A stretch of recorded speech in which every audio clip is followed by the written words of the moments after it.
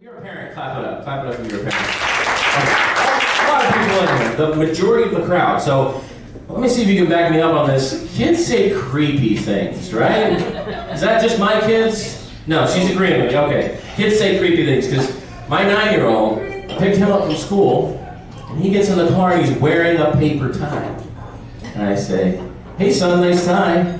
He said, "That's the 27th compliment I've gotten on that tie today, Dad." "How do you know it's been 27 compliments exactly?"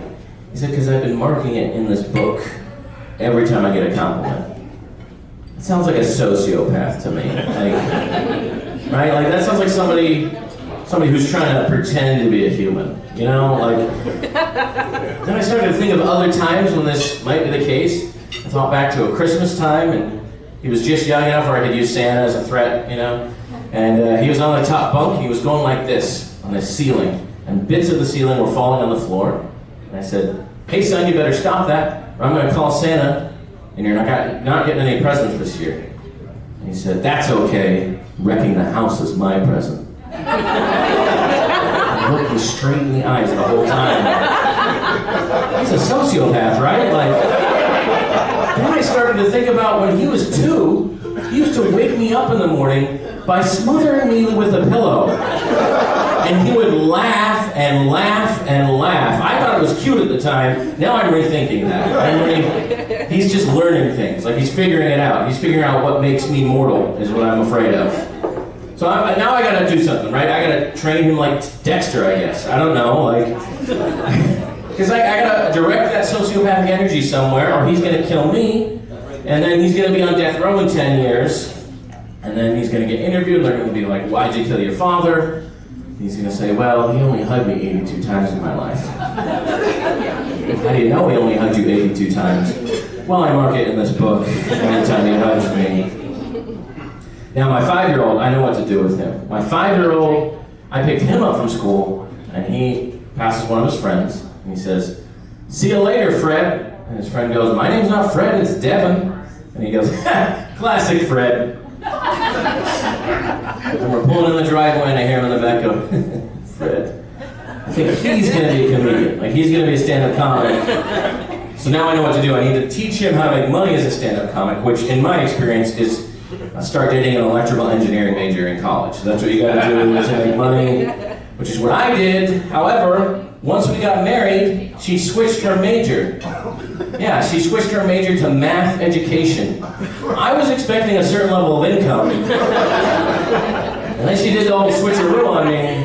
And here's the thing, I was a film major at the time. It's not like she was expecting me to bring home the bacon. And she still makes way more money than I do, by the way, as a public school teacher. So don't think comedians are all that glamorous.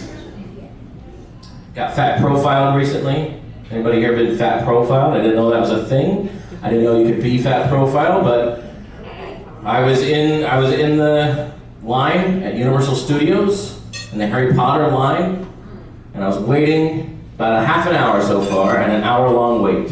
And a woman comes up to me and says, "Excuse me, sir, have you ever ridden this ride before?" And I say, "No." And she says, "Can you come with me?" And she takes me to a replica of the seats to make sure I fit before I can get on the ride. Could have done this at the beginning, like you made me go 30 minutes, then you take me to the seats. Also, she was like 100 pounds, which I was offended by. I'm not sure why, but I was. I feel like if it had been one of my own, like some big fat guy comes up to me and is like, "Hey man, I know how it is. I got stuck in a Waffle House booth last week. But I gotta check you out and make sure we're not gonna, violate any codes." Spoiler alert, I didn't fit. Yeah. Well, I fit in the seat, I just couldn't get the bar to click. You know what I mean? I couldn't get that bar down. I was like, "Can't you just push on it?" And she's like, "No, we didn't want to injure you."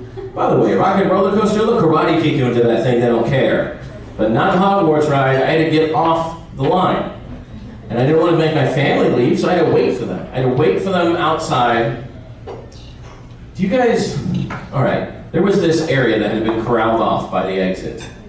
And I noticed that everybody in that area was my size or bigger. They pinned us up like cattle is what they've done. You want to know what sad looks like? Just picture a 300-pound man in a Quidditch uniform who has to wait for the rest of his thin family to get off the ride, asking people for piggyback rides. And I was gonna complain. Like, I was gonna complain about it, and I was gonna get mad, but then she gave me a ticket for a free turkey leg, and I forgot what I was gonna do.